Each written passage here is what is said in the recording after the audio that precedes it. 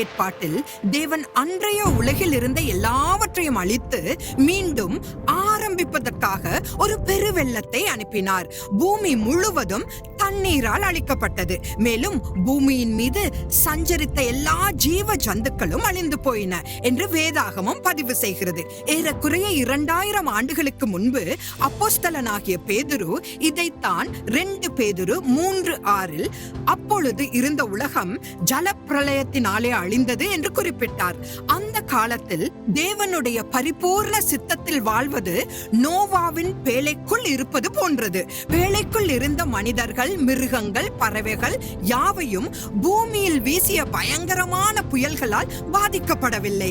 இன்றைய உலகில் நியாய தீர்ப்பு அந்தி கிறிஸ்துவின் வடிவத்தில் வரவிருக்கும் நிலையில் நாம் நியாய தீர்ப்பிலிருந்து தப்பித்து இயேசு கிறிஸ்துவின் பேழைக்குள் எடுத்துக்கொள்ளப்பட உறுதி செய்வோம்.